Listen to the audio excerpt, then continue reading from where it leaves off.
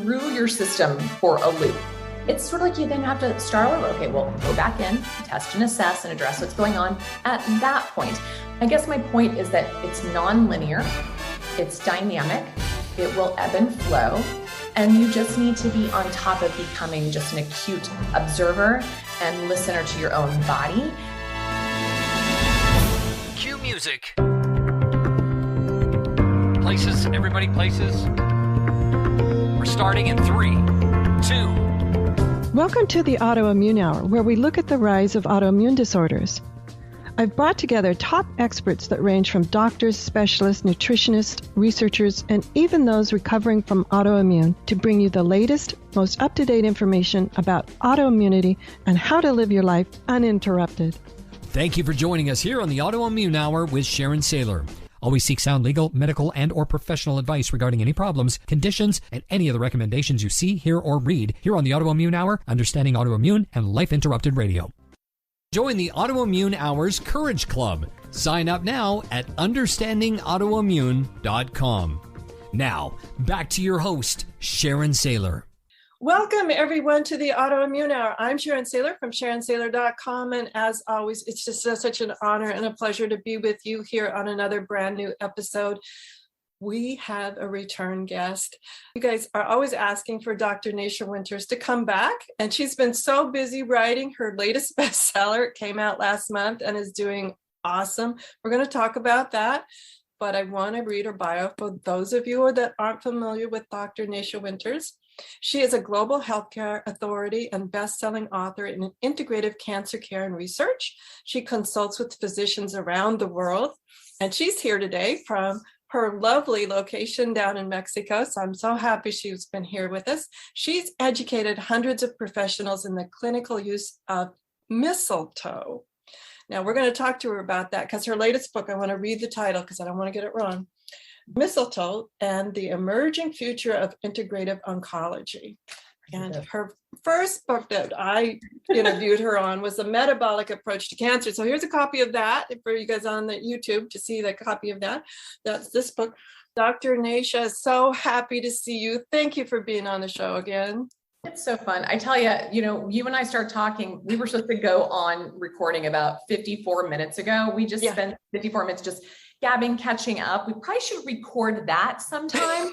I think so. Elements, because we hit on a lot of juicy nuggets, but it's always a pleasure to be with you. And I'm so glad to see that you have weathered the crazy storms of the last 2 years. And it's just a blessing and a joy to be with you and your listeners. So thank you. Thank you. And we're thrilled that you've weathered the storm as well. Oh my goodness, the crazy times. When I saw your latest book come out, I have to be honest, I thought mistletoe was a poison. I mean, I remember don't eat the berries, don't wash your hands.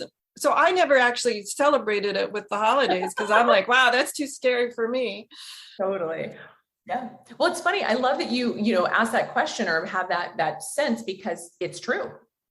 Mistletoe berries are very poisonous, as are things like mayapple, as are things like periwinkle. And I tell you these, as are things such as Pacific yew tree. And I tell you this because we have chemotherapy agents, modern chemotherapy agents today that, for instance, Pacific yew tree is the taxane family, Taxotere, Taxol. Mm-hmm.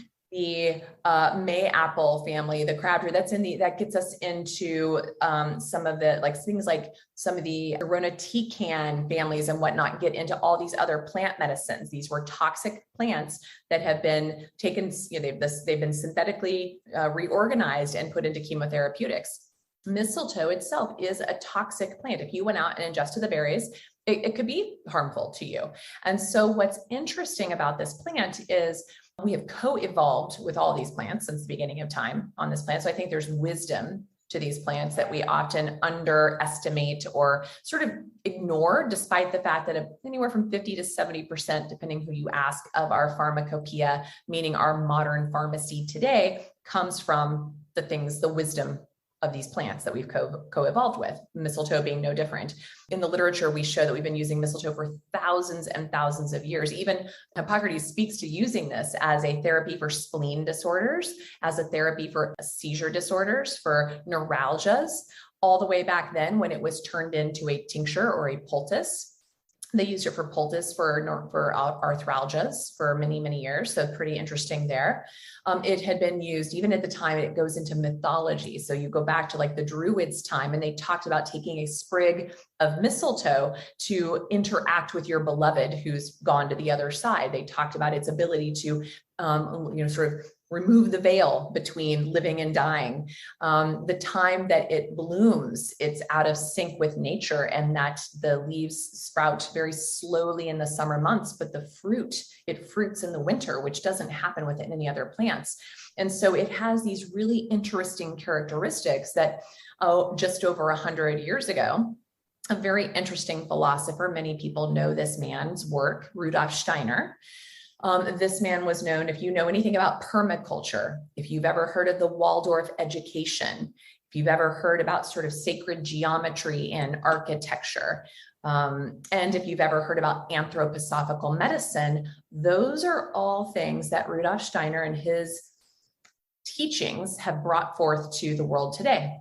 And so he had the observation of this thing growing in trees. If you've ever looked, like, even, I don't have a good picture, it's probably hard to see on the cover of the book, but could you see, when you look at trees in nature, you'll see these balls. There's 3,000 species of this all over the world.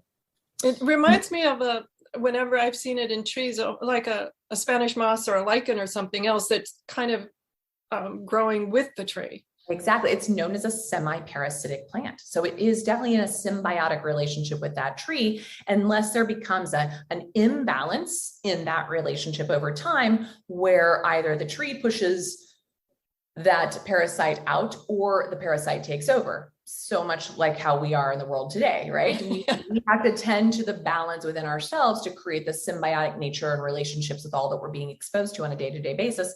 Same kind of thing goes here. So what good old Rudolf Steiner noticed is that it looked like tumors in the branches of trees. And he just sort of does.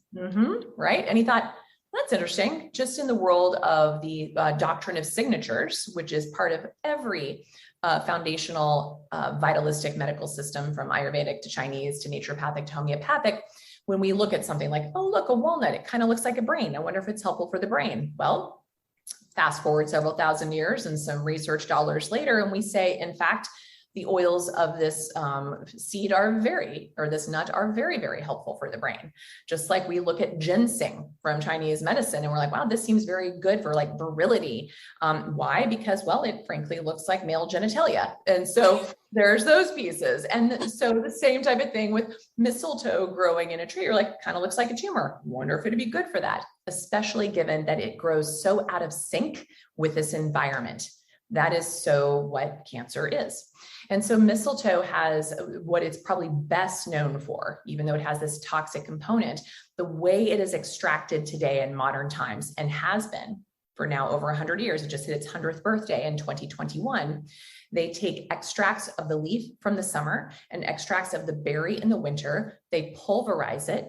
Some forms are then hydrolyzed, like added water and put into a vortices, chamber. Some are then put in water and then fermented. And then they are standardized out to particular, extracts that are standardized in their milligram dosing of things like viscotoxins. So there's the toxic aspect, which is also the cytotoxic, meaning tumor killing aspect of this plant. But then there's also things like polysaccharides. And you being in the world of autoimmunity, that is very powerful as immunomodulation. And things like lectins, same thing, that lectins can be potentiating to an immune reaction or diminishing to immune reaction. And so when you put all these things together in a particular extract, you have something that is incredibly immunomodulating, not immunostimulating. And so though this has been used for over 100 years in the cancer community, we also think that it lends itself well, when timed in the right time and place with folks dealing with autoimmunity, as another powerful resource to sort of create what I call the 3 R's of immunity. It allows the body to first recognize that something's in the system, right? And then it has it able to respond. So whether it's bringing in T cells, natural killer cells, whatever needs to happen, balancing of Th1, Th2, which is a really big part of the autoimmune dance. There's the respond. And then the third is to remember. So if it's exposed to it again, it knows precisely what to do. Most of us are missing one to all of those 3 R's today living on the planet, as is evident of this lovely global pandemic we're looking at. Though I personally think we've got bigger pandemics to fry in the field of cancer and diabetes and obesity and mental health. Those are some things that we are even more pandemic in nature, but we don't really serve.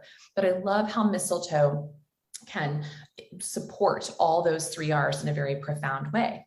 And so that's what drew me into this work. I started working with this plant 2003 to 2006. I've started using it for myself many years after my own cancer diagnosis, because I also, like so many of your listeners, have a lovely little basket collection of autoimmune diseases. Endometriosis, polycystic ovarian syndrome, rheumatoid arthritis, celiac, Hashimoto's.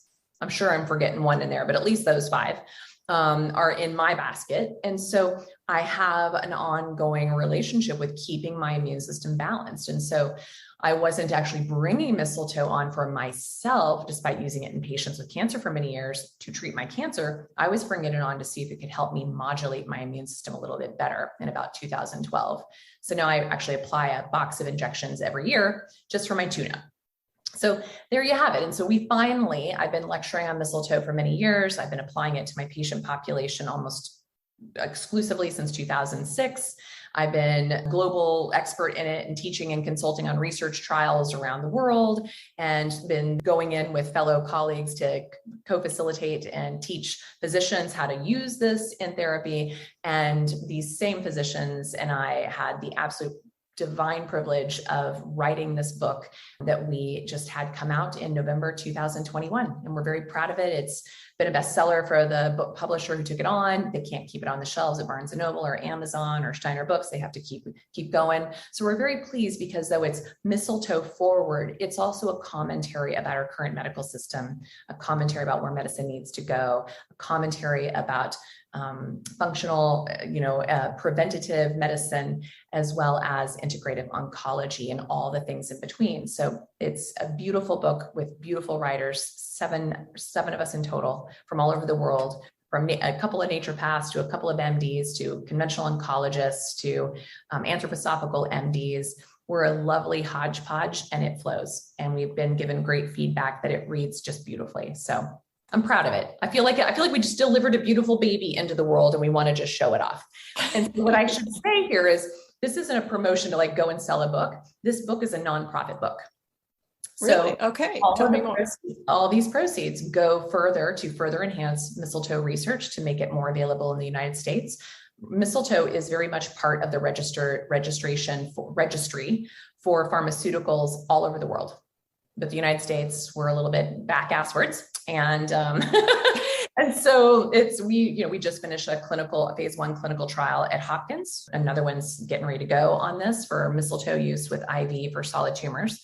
So it's helping fund clinical trials, it's helping fund clinical research, but it's also helping fund education, both for patients and physicians. So it's not going in our pockets. It's not going in the pocket of the publisher after they recoup the cost of publishing, printing the book. This all goes into that. So it's for a good cause as well. Oh, fantastic. Fantastic. Now, I want to circle back and just comment on a couple of things. Guys, don't go eat mistletoe off the trees. Okay? Please, God, no. No. This has been all sorts of studied and grown correctly, and then turned into the right dosages and the whole thing. And it's done in a very CLIA approved medical laboratory environment with extreme standardizations, there's such detail into it. It's prescription only. It's through a pharmacy. And in the United States, Uriel Pharmacy is the only pharmacy we have access to readily in this country. We can get it, some of us, from some of our pharmacies in Europe, but they often get blocked at the border. So we just try to use the best we can here. The book goes into the detail of why of all that. We won't do that here, but it's not like willy-nilly. Don't go experiment with this. It's not a protocol. You will find that it's very much about learning all about you, the person, what makes you tick, and then applying the medicine accordingly to you, and then letting your body guide the treatment, because it's a titrated treatment. And especially for those listening who have an autoimmune condition, either historically or is current or currently flaring, you have to tread very carefully with this medicine. So you want to work with a well-trained provider, which you'll find resources in the book on who those are. There's also a website called themistletoebook.com. If you don't want to purchase the book, there are great resources of who is a trained provider in this to see if it's right for you, because it really does take a skilled provider to know how to work with someone who has a very tenuous immune system. So we can work on, as you've heard me do this in your talks before, the teeter-totter, Th1 on one side, Th2 on the other. Th1 dominant people tend to, it's not always, but tend to have autoimmune conditions. People with Th2 dominance on the other side tend to have oncology conditions. What I love about Mistletoe is, for the most part, it lands right in the center of the little teeter-totter balance, like the little fulcrum there.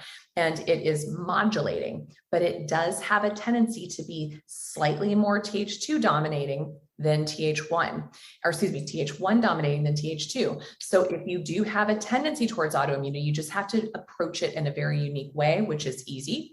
I do it with thousands of people around the world all the time, and myself included. You just need to work with someone who knows what to look for, what to ask for, and to get you safely onboarded. Absolutely.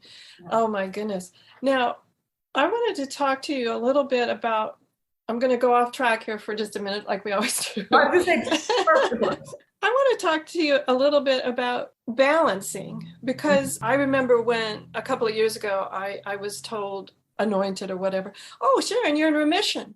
And I said, well, yeah, I've known that for a couple of years. But then I got the finger wag, but that doesn't mean you're healed. Well, right. Number one, I was like, please don't talk to me like that. You just installed all sorts of things. Thank you very much. But I want to talk about this idea of the body remembering and how everything that we do, and I love your book, The Metabolic Approach to Cancer, because that too is really deep information. As you can tell, Dr. Nasha, she's just immerses herself in this work. And in the Metabolic Approach to Cancer, it's all about the ketogenic diet as well as other non-toxic bio-individualized therapies. But I want to talk about this idea of the body remembering. And are there things that we can do to enhance that remembering? Because a lot of us here on the Autoimmune Hour are thrivers, and we want to stay that way. Yes, Cindy, I'm totally with you. I feel like I'm amongst my tribe here. And so, there's definitely things we can do to help our bodies stay in that balanced teeter-totter fashion, and life happens. So you might feel little perturbations every once in a while. That's normal. This is not to justify what your physician said to you, but I do tell people there is no such thing as a cure. Right. There is only such thing as prevention and ongoing support and maintenance of your own terrain. Oh, and I'm fine with that. But when somebody wags their finger and says, you're not healed. Right. Well, okay, there's better ways to say that. That's exactly what I was trying to give the better way that they could have said that, because what happens a lot of times is people like ring the bell after cancer therapy or taper off their steroid and think they're done with their autoimmune flare or whatever. And then they go back to business as usual. Well, it's that back to business as usual that often gets us in trouble, because it was the soil in which you got sick is what needs to be amended to change your future response. So you might finally change up the soil. You're doing great. You're going along for a couple of years, and then you get hit with a curveball. Something soils your soil, right? So a stressful year, or two, or two, or a major surgery, a major loss, or maybe you did get COVID or something else that really threw your system for a loop. It's sort of like you then have to start all over. Okay, well, go back in, test and assess and address what's going on at that point. I guess my point is that it's non-linear, it's dynamic, It will ebb and flow. And you just need to be on top of becoming just an acute observer and listener to your own body and knowing when to intervene. So coming back around to the memory piece is, first of all, get still enough and quiet enough to just kind of do a scan, a check-in of your own body. Get your basic labs, the most important labs for everybody to run. I don't care if you're no disease of any kind. I don't care if you are dealing with cancer, cardiovascular disease, autoimmune disease, dementia, doesn't matter. The baselines for all of you, I want you to get is a complete blood chemistry, CBC, with differential, which is going to show us the breakdown of your neutrophils, your lymphocytes, which are types of white blood cells, along with your platelets. And then it's going to even show us these little ratios, these neutrophil to lymphocyte ratios.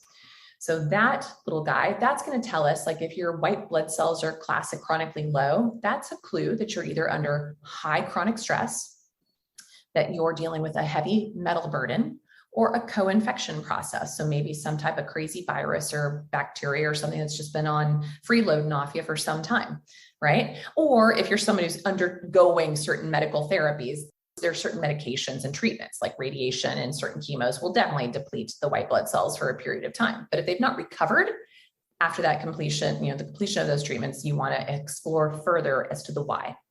The other critical thing of that $12 out-of-pocket CBC test at a direct-to-consumer walk-in lab is your neutrophils, which are the subunit of your white blood cells, to lymphocyte ratio. You want to have 2 to 1 neutrophils to lymphocytes.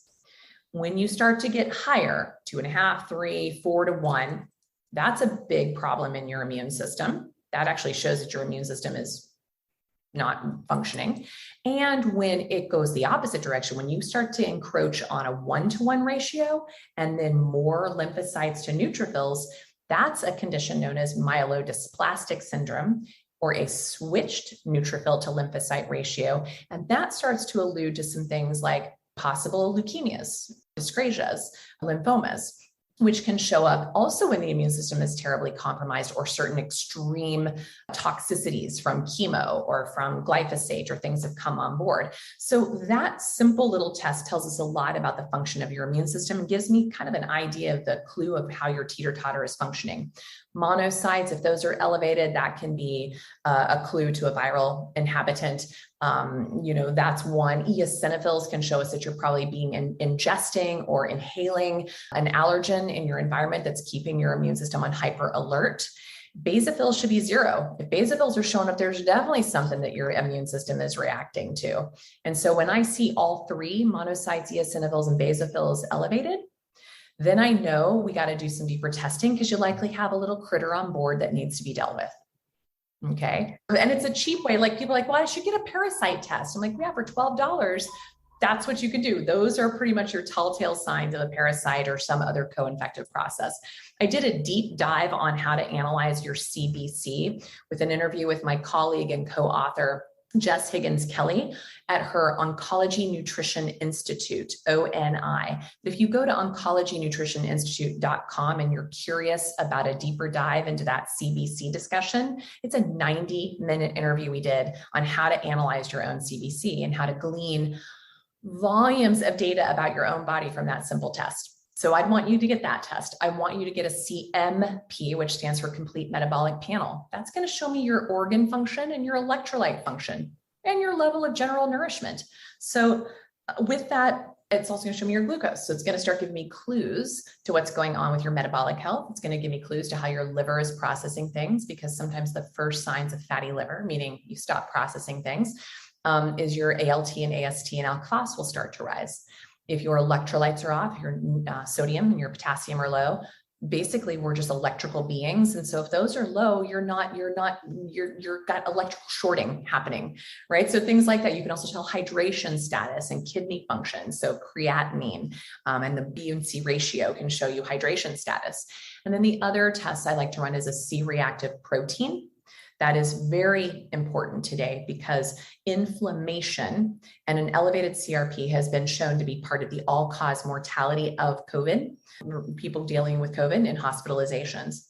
The other test that we're finding also correlates with a higher mortality rate or higher risk of having problems with COVID are people with low vitamin D. And so this is also a population in the autoimmune world that tends to have high CRP and low vitamin D. So this is why we're more at risk. It's not that the virus is any meaner to us. It's just that our terrains are not as resilient as they should be. And then the big one that we also know is sort of a prognostic for our response to this viral pandemic is an insulin and a hemoglobin A1c. So just to give some parameters, your insulin should be under 5. If you're dealing with a cancer diagnosis, I want it even more strictly guided than that. I like it under 3. Your hemoglobin A1c, you should shoot to get it under 5 as well. Western medicine says you're diabetic when it goes above 5.6, but I'm telling you right now, you're diabetic when it starts to go above 5.4. It doesn't go away on its own. So you want to keep your A1c down as low as possible. Your CRP should be less than 1. If it's above that, you've got inflammation somewhere in the body. So these are the ways that you can take charge of saying, okay, I know what's under the hood. I know how to deal with this. And this is for any condition, not just being COVID resilient, not just being autoimmune resilient or cancer resilient or cardiovascular resilient or metabolically resilient or diabetic resilient. It's so integral to know this. And these tests out of pocket, if you did a walk-in labs, $100, $120, probably, it is so worth the investment to spend that now because it's a hell of a lot more expensive to deal with a diagnosis, right? Oh, absolutely. And so that's really critical. So that's what place when we talk about the remembering, your body cannot remember when your neutrophil to lymphocyte ratios are off, when your white blood cells are down, when your CRP is up, when your vitamin D levels are down. So that's why I gave you that huge tutorial to understand that it's not just do this, don't do this. It's about understanding your terrain and fortifying it. So that's where you can go even deeper. You could look at things like selenium levels and zinc levels. You can look at GGT, which is a measure of your glutathione levels, things like that can even hone in even more, but you can keep it cheap. And you can glean a lot of information from just these labs I illustrated here, which can help tune and hone your immune system to pick up its surveillance, which is the recognition, its response, which is the attacking aspect of it, and the remembering if and when it gets exposed to it again and again. And so that's the piece is if any of those are faltering of what I just described, your body won't be able to do any of those R's, much less any one of them. So that's what's happening is people are like, I got all my vaccines, but here we go. Well, my gosh, if you have a low vitamin D level, then the vaccine literally had nothing to land on. Like it doesn't, it's like, whoop. So when we can check someone who has all of those labs I just talked about that are out of whack and they get the vaccine, we can check their neutralizing antibodies 4 to 6 weeks after they've had the vaccine. And we realize these people are not keeping a robust response. So that tells us their bodies do not remember when they get exposed to it again. And guess what, folks? You're going to get exposed to it again. That's just the way it's going to keep running its course until it gets bored of us. And then it'll move on to greener pastures. So that's where I'm saying is I don't care what side of the crazy polarity, side of things you land. I don't care. It's just like that teeter-totter we talked about. I want you to focus here. And the focus here is what you can do. Fortify your D3, get your insulin under control, your A1C under control, start to really take care of your body. You've got to move it. You've got to get into the sunlight. You've got to hydrate. You have to nourish it. You have to remove the insults to injury. If you're still eating inflammatory foods, that CRP is never going to budge. If you're still staying indoors all day in front of your blue screen lights, your vitamin D is never going to budge. Right? These are just some of the examples. It's like you have to help the medicines do their job better. You have to help prevent the virus from wreaking havoc better. And you have to help the autoimmunity for maintaining a manageable balance better, or the cancer to have a better response to whatever therapy it's taking on, or to prevent it from progressing or recurring better. And it's in those little terrain values that we can qualify and quantify, which is super cool, that gives us the control to change the game. We need to take a quick commercial break. And when we come back, we're going to talk to Dr. Winters some more about a lot of this is about our general health. Like, what is our state and how do we get it to be optimized? Like I always like to say, it's about optimizing and optimize to make sure that it's not just the virus we're avoiding, but we're avoiding all the other negative outcomes. So we'll be right back.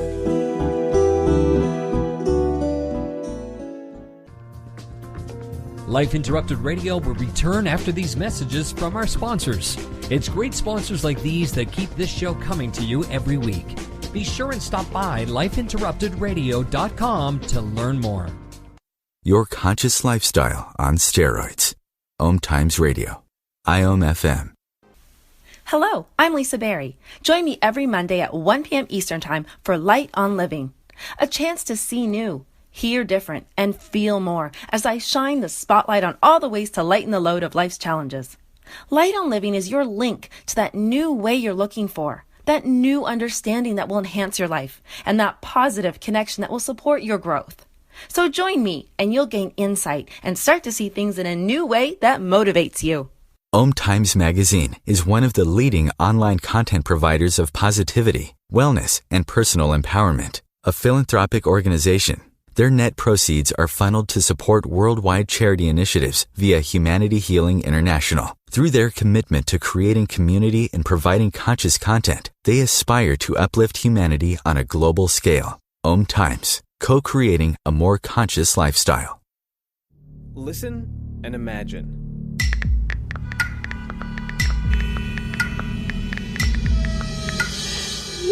It takes 5 seconds to send a text, and for those 5 seconds, you're driving blind. Life is worth more than a text. Stay alive. Don't text and drive. Visit StopTextStopWrecks.org, a message brought to you by the National Highway Traffic Safety Administration, Project Yellow Light, Noise, and the Ad Council. Hi, this is Sharon, and of course you know me from here on the Autoimmune Hour. Maybe you don't know I'm also an author. My latest book is for kids. It's Pinky Chenille and the Rainbow Hunters, a winner of a 5-star Reader's Favorite Review. It's perfect for your early reader and a great bedtime story for your young adventurers. Check it out over at pinkychenille.com. That's PinkyChenille.com. See you there.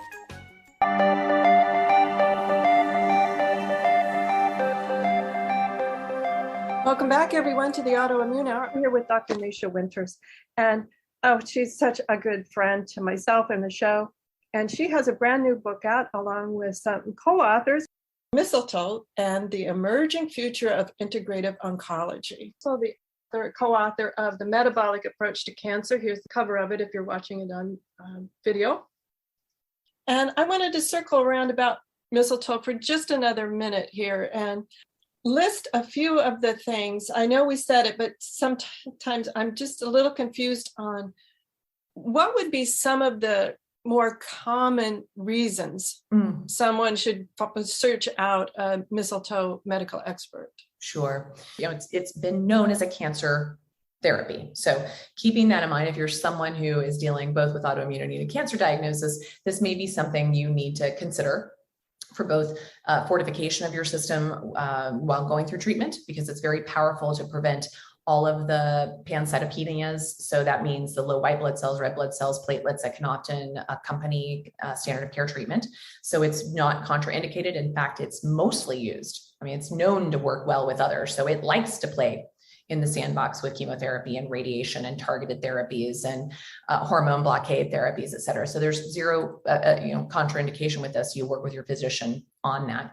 So it's helpful to help fortify you for that. It's also well known for its effect on fatigue, cancer fatigue in particular, but it's also shown that it's helped with like Lyme fatigue and other, fatigue that goes to things like fibromyalgia and chronic fatigue syndrome, right? So it's definitely it seems to have a positive impact on the level of fatigue that people experience.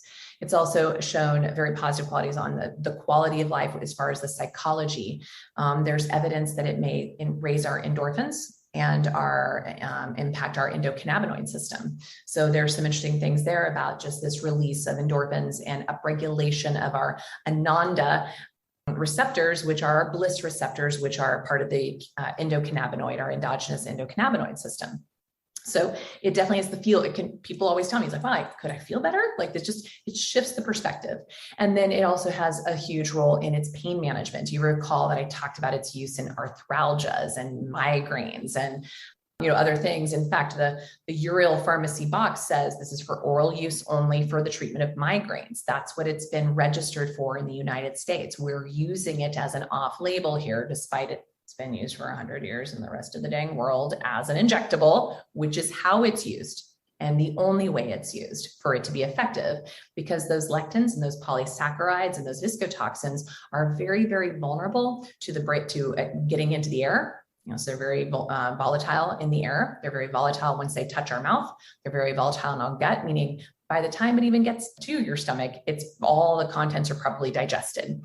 So it has to go for its medical benefit specific to what we're aiming for in immunomodulation, whether it's for cancer or autoimmunity or co-infection issues like Lyme's. It must be injected or intravenously given, right? So that's how it works. Can you use it as sips for things like migraines and whatnot? Yeah, actually there are indications for that. And even its whole tincture, even though it's not used for cancer, if you see a whole plant extract of mistletoe out there used in a tincture, first of all, you need to work with an herbalist who knows how to use the toxic conserves, but it's not used in the type of realm we're talking about here today. Again, the book goes into great detail about the differentiation of the forms and applications of this.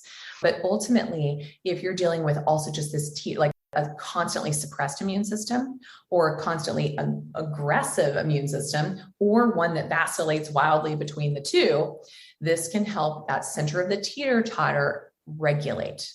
One of the things I love about the anthroposophical philosophy around the use of mistletoe therapy is they talk about that cancers and chronic illness are a loss of rhythm. Okay, rhythm to the relationship within ourselves, our cell-to-cell communication, but also the rhythm outside of our bodies, to the seasons, to the people around us, to the environment. And so one of the cool things that mistletoe shows us that it does is it seems to reestablish a system. So there's very cool studies on its impact on circadian rhythm biology, on its metabolic biology. So it's actually been used in diabetic environments. And on its hormonal regulation, it's actually been shown to have some aromatase inhibition and serotonin or some impact on estrogen receptor sites as well, so hormone modulating. And then it definitely seems to have, as I said, some impact on serotonin dopamine pathways and definitely into the endocannabinoid and endorphin pathways, which are feel-good mechanisms. If any of those things we discussed on that list resonate with something you're currently dealing with, and if you've had a tenacious case of whatever it is you're dealing with, this might be something interesting to explore with one of your providers.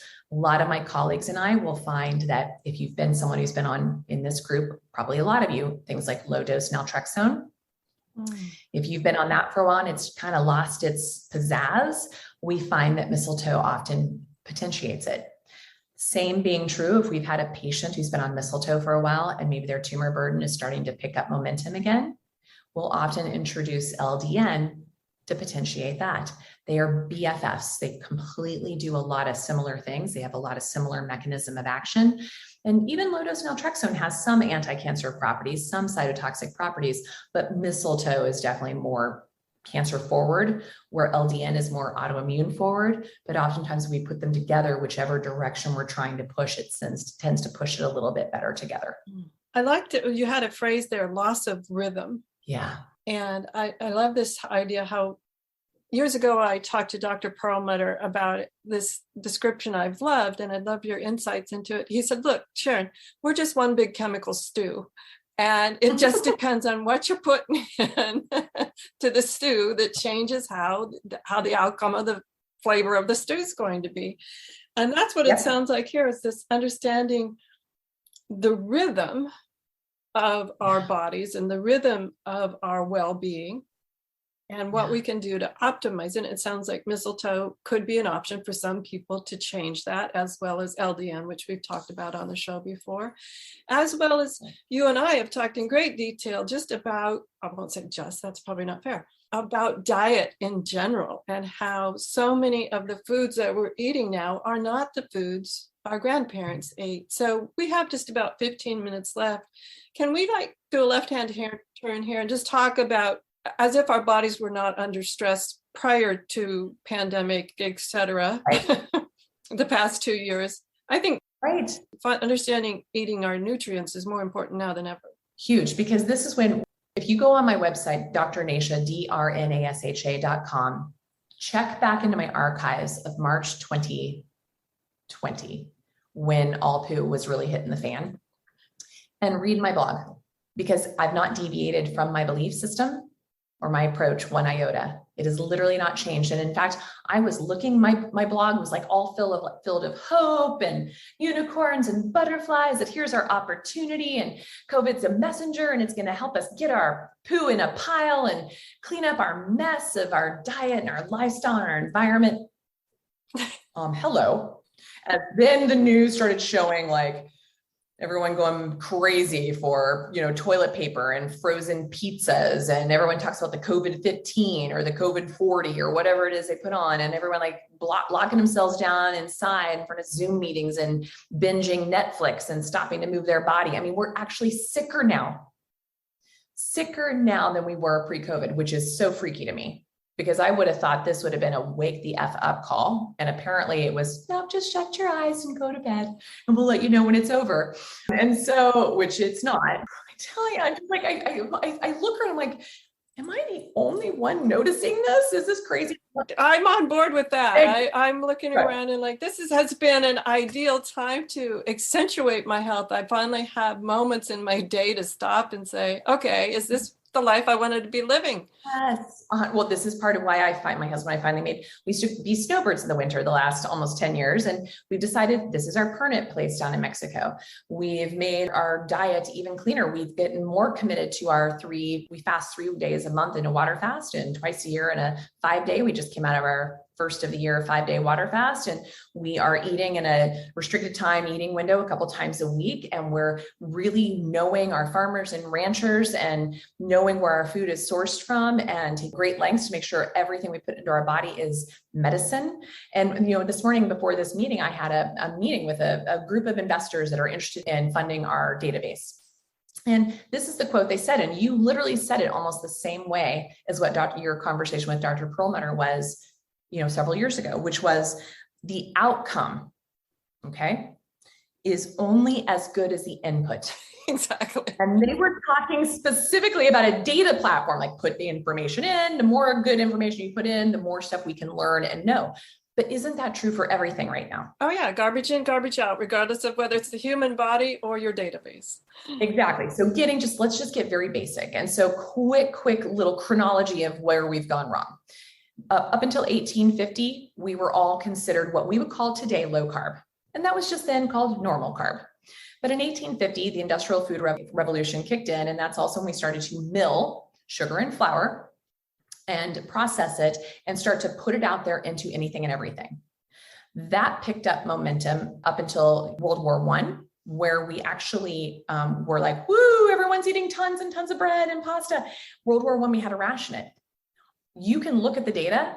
Our health drastically plummeted from 1850 until the 19 teens, pre-World War I, until we had World War I. We had a blip of a huge spike in the improvement of our health, despite a world war raging, okay? Despite a world war raging, despite the 1918 flu, despite, all the things that were going on because of bread rations. Wow.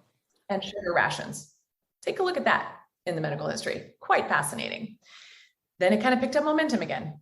And then thanks to World War II, we had all this leftover stuff, biochemical warfare and ammunition. And we decided, thanks to the people who basically invested in and made money from the wars, they still need to keep that money train going. So they're like, well, what can we do with all this leftover stuff? Oh, I've got an idea. Let's put it into our soil and into our humans, which turned into big ag and big pharma as we know it today.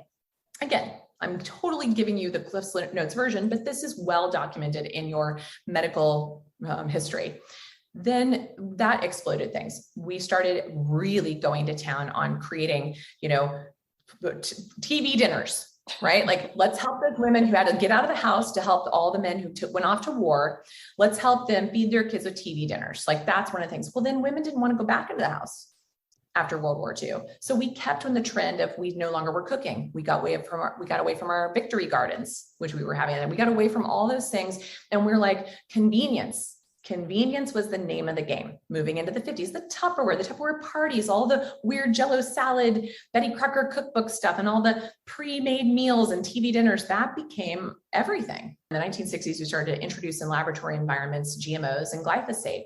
And a lot of scientists at the time, including one still living and thriving, Dr. Huber at Purdue University in Indiana, said, wait a minute, guys, this looks like a problem.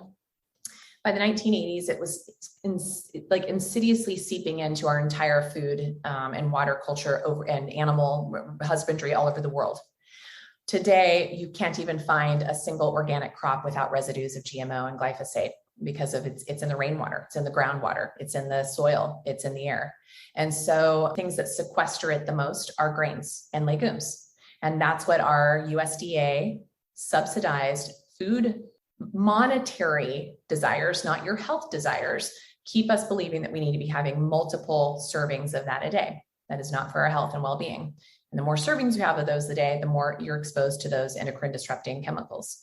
So that, on top of the fact that we went from an average of 5 pounds of sugar per person per year before 1850 to an average of, depending on the research you look at, 140 to 175 pounds of sugar per person per year today. Right? Big difference. Also to the fact that we all have become fat phobic, took all the good fats out of our diet and replaced them all with trans fats and low fats, which means more sugar. We've created quite a cluster. And so we are now, per research, we are now less than 12% of Americans. And I actually think this is probably global, but we have the studies here in the US. Less than 12% of Americans are metabolically flexible. And what I mean by that is less than 12% of us have labs that would look like you could fight COVID or deal with the side effects of the COVID vaccine or stave off cancer or autoimmunity or mental illness or obesity and cardiovascular disease. And that is where you've just seen us go off the rails entirely. So really in a relatively short 150-year experiment, we've screwed things up very, very bad. And the only way to change it back is you have to take personal responsibility. You have to do your due diligence. In my book that you have, The Metabolic Approach to Cancer, Jess and I created a questionnaire. Do your personal inventory, do your personal audit, look in your medicine cabinets, look under your sink, look in your fridge, in your pantry, in your freezer, see what's in there. Start taking inventory of that, change it up. If it's not good, the next time you go to purchase something, do better. You know, you can do it in steps. It doesn't have to be all overnight. The next step is have those labs run that we talked about at the beginning of the show. That will tell you. That's not you saying, the people who say to me, well, I was healthy till I got cancer. I'm like, guess what? When we start digging, you were a hot effing mess for probably 2 decades and didn't even know it. Wouldn't that have been nice to know?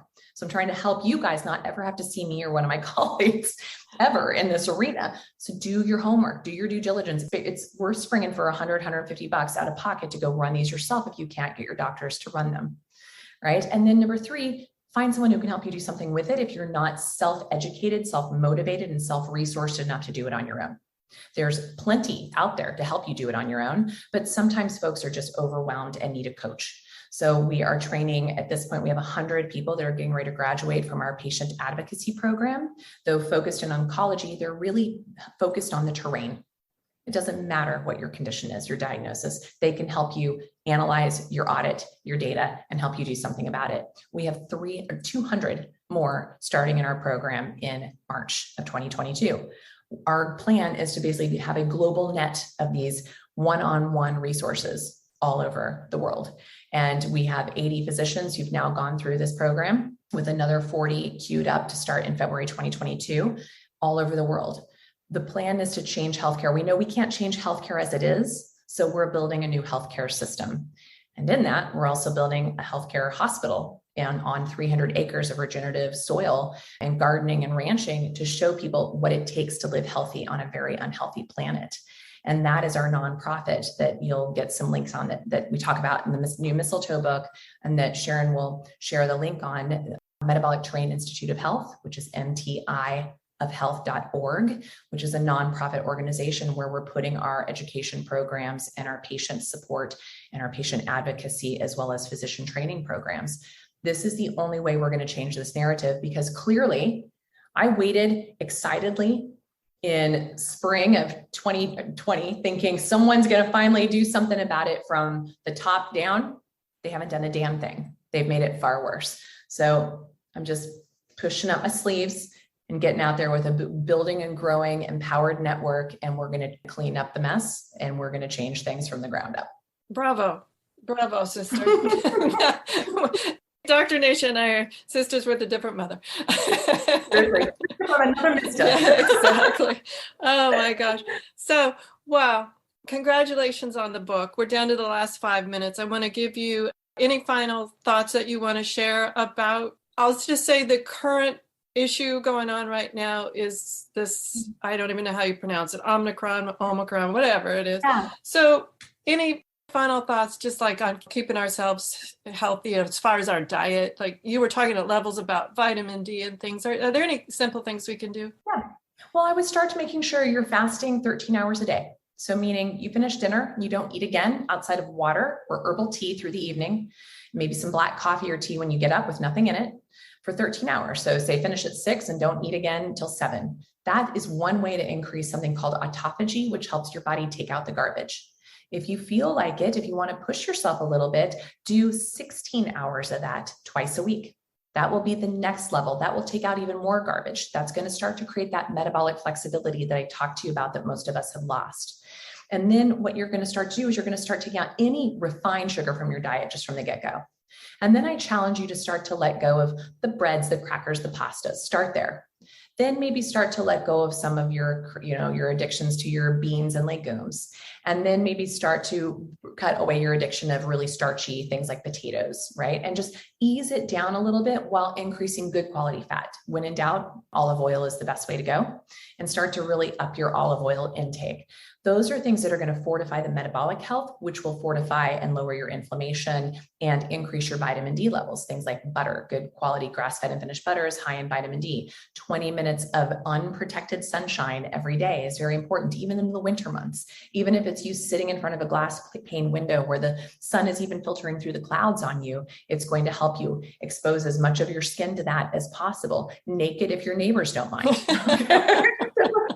Things like that. Exercise, move your body, something every single day. 30 minutes of walking 5 days a week is what the research shows could stave off a lot of our health crisis in the world today. And if you can't walk, I hear this all the time, but Sharon, you know what? Yeah. Take as many steps as you can. And I've noticed, because I was there, my legs weren't working 7 years ago. Take as many steps as you can, and pretty soon you're taking more and you're taking more. Exactly. Use it or lose it, right? And if you're someone who is incapacitated right now, get into a little far infrared sauna or sit in front of a Juve light that can help your mitochondria start to repair and your body take the garbage out more and enhance circulation and oxygenation at the same time. So there's tools like that are the little simple, inexpensive things. And then things like, there's a great book that just came out from one of my colleagues. You should get her on your show. It's called Metabolic Flexibility. And it's by Bonnie Nedrow, Nedrow. And I so apologize if I slaughtered your name, Bonnie. I just know you as Bonnie. She's a naturopathic physician and colleague of mine. And she's also incredibly passionate. She's one of the co-facilitators of the Environmental Health Symposium that we attend every year as physicians for our clinical medical education credits. Brilliant, very passionate. She herself found that people could lower their toxic burden by getting on these higher fat, lower carbohydrate diets that help their bodies get rid of those little adipose storage tanks of toxicity that we all clump onto internally. So she talks about that. She gives some very good resources. My other colleague, Dr. Mindy Peltz, Pelz, she has a beautiful following on her Resetters podcast about how to employ safely intermittent fasting. And so these are and even Bonnie's book, by the way, I think was 99 cents this week on Amazon. So I'd go like that, things like that. And Mindy's podcast is for free. So there are free resources. So there's no excuse that we can't start to explore, take charge, ask ourselves some questions, get curious, observe our own rhythms, find out where we're in balance, where we're out of balance, and do our part to become more resilient to everything you're facing in the world today. Beautiful. Thank you so much, Dr. Winters. We're out of time, but I loved seeing you again. Fantastic. Congratulations on your new book and clearing up my misconceptions just from the title alone. So I love it. Well, it was the perfect segue into it because it's fascinating to even know that these toxic herbs are actually our allies. Well, we had Maria Fadiman on. She's an ethnobot. botanist with National Geographic, and she was talking about how she goes out and explores the jungles of everywhere. Well, she used to. Right now, I guess that's not happening. But yeah, that was fascinating too, about all of the different plants, and unfortunately, in some cases, that we're losing. So, but I guess that's for another time. Exactly. Because we're just down to the last couple of seconds. So thank you, Dr. Winters. We'll have all of the URLs that she mentioned up on the website at understandingautoimmune.com, as well as the replay of this show. And everyone, join me next week for a brand new episode. Have a great week, whatever your adventures. Enjoy. The information provided on the Autoimmune Hour, Understanding Autoimmune, and Life Interrupted Radio, including the websites understandingautoimmune.com and lifeinterruptedradio.com, plus social media, is for educational purposes only. What you read, hear, and see on the Autoimmune Hour, Understanding Autoimmune, and Life Interrupted Radio, and its websites, and other media outlets is based on experience only. The information should never be used for any legal, diagnostic, or treatment purposes. Research shows we apologize up to 10 times a day, and most of the time, we say sorry as a response to someone else's mistake. What if we thanked people instead of all that unnecessary apologizing? So instead of saying, sorry, I'm rambling, you say, thank you for listening. Join us at projectforgive.com, a free, non-religious resource on global forgiveness. Your conscious lifestyle on steroids. OMTimes Radio.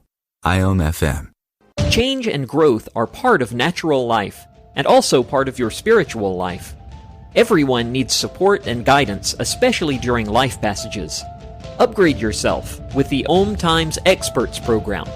With OMTimes Experts, you have access to the best intuitive coaches, spiritual teachers, counselors, astrologists, and oracles. Our team was carefully selected so you can trust. Find out more at experts.omtimes.com. Grab a cup of tea or a glass of wine and tune in for Inspired Conversations with publisher Linda Joy on Tuesdays at 2 p.m. Eastern. Linda creates sacred space for leading female luminaries, empowering authors, heart-centered female entrepreneurs, coaches, and healers. A soulful venue where guests openly share the fears and obstacles they've overcome, wisdom and lessons learned, and the personal journey that led them to the transformational work they do in the world. Inspired Conversations to empower you on your path to authentic, soulful living.